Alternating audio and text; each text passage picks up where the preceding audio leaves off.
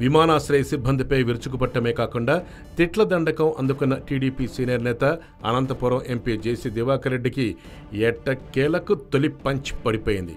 TDP దివంగత నేత ఎర్రన్నాయుడు కుమారుడు శ్రీకాకుళం ఎంపీ రామ్మోహన్ నాయుడు పెళ్లికి హాజరయ్యేందుకు విశాఖ వెళ్లిన జేసీ తిరుగు ప్రయాణంలో భాగంగా నిర్ణీత సమయం కంటే చాలా ఆలస్యంగా ఎయిర్పోర్ట్ చేరుకున్నారు.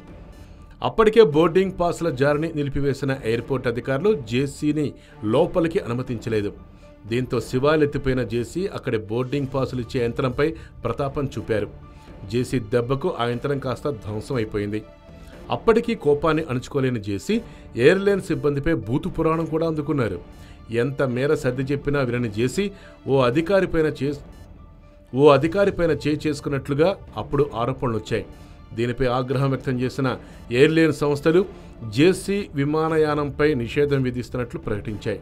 అయితే ఆ సమయంలో అక్కడే ఉన్న కేంద్ర పౌర విమానయాన శాఖ మంత్రి అశోక్ గజపతిరాజు జోక్యంతో అప్పటికి ఎలాగోలా విమానం ఎక్కేసిన జేసీ అక్కడి నుంచి వెళ్ళిపోయారు. ఆ తర్వాత ఆయన కుటుంబ సభ్యులతో కలిసి విదేశీయానానికి కూడా వెళ్ళిపోయారు. అయితే ఈ ఘటనకు చాలా ముందుగానే ఆయన టిక్కెట్లు బుక్ చేసుకున్న నేపథ్యంలో విమానయాన సంస్థలు ఆయన టూర్ను అడ్డుకోలేకపోయాయి.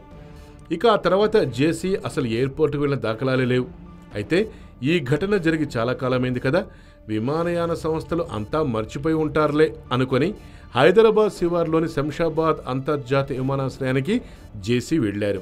విజయవాడ వెళ్లేందుకు టిక్కెట్ కొనుగోలు చేసిన జేసీ నేరుగా ఎయిర్పోర్టుకు వెళ్లారు. అయితే మీపై నిషేధం ఉన్న కారణంగా అనుమతించలేము అని ఎయిర్లైన్ సంస్థ జేసీ ముఖం మీదే చెప్పేసింది. దీంతో చేసేదేమీ లేక జేసీ దివాకర్ రెడ్డి ఇక వెనక్కి తిరగక తప్పలేదు. మరో అంశాన్ని కూడా మనం ప్రధానంగా ప్రస్తావించుకోవాల్సి ఉంటుంది. అదేంటంటే జేసీ విమానయానాన్ని తిరస్కరించిన ఎయిర్లైన్ సంస్థ ఎవరిదో తెలుసా? ఇంకెవరిది, మన టాలీవుడ్ మెగాస్టార్ చిరంజీవి కుమారుడు రామ్ చరణ్ తేజ్కు చెందిన ట్రూజెట్ ఎయిర్లైన్స్ ఏనట. అంటే తన కోపంతో తన ఆకాశయానంపై నిషేధం విధించుకున్న జేసీకి తొలి పంచ్ ఇచ్చింది తెలుగు నేలకు చెందిన విమానయాన సంస్థే కావటం ఇక్కడ కొసమెరుపు.